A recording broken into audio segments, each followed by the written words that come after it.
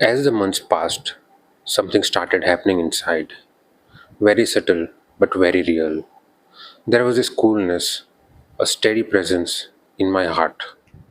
Not excitement, not emotions, but stillness. I didn't understand it. I didn't try to. I just kept going. Then one day, something happened. I read a story about Sadhguru. It started off like any other story, but there was this one line that attracted my attention, that he is not just a man, but God Himself came to save us. I had read such claims before, but this time something happened. Something broke down. Tears started flowing, non stop, uncontrollable. No reason, no control, just complete surrender, as if something divine is standing in front of you and everything inside you just melts. And then it happened again. While reading this book called Siddhartha, at the moment of his enlightenment, it happened again. Tears started flowing. Ever since then, I started feeling emotions deeply and differently, as if my heart has opened up completely. Then something happened that changed everything. On the day of an eclipse, I sat for my practice. Nothing usual, nothing exciting. In fact, I was even that focused. But then something took over.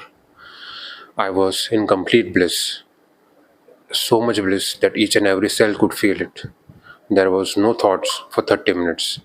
The way I walked, the way I talked changed completely. It became effortless, spontaneous, and relaxed. It lasted for 30 minutes. I was back to normal again, but something inside me had changed. I realized that there is something beyond what we see. After all this, after 6 months of discipline, transformation, and experiences, the practice dropped away. Just like that, no resistance, no reason, it just dropped away. And I didn't try to hold on to it because by then I had realized this journey was not in my control. Whatever comes, comes, whatever goes, goes. Maybe something else was waiting for me. The practice stopped, but the journey continued. In fact, it is this practice that began everything. There are a lot of things that happened later on, lot of sadhanas, lot of practices, which I will share about in the next videos to come. Subscribe to my channel and stay tuned.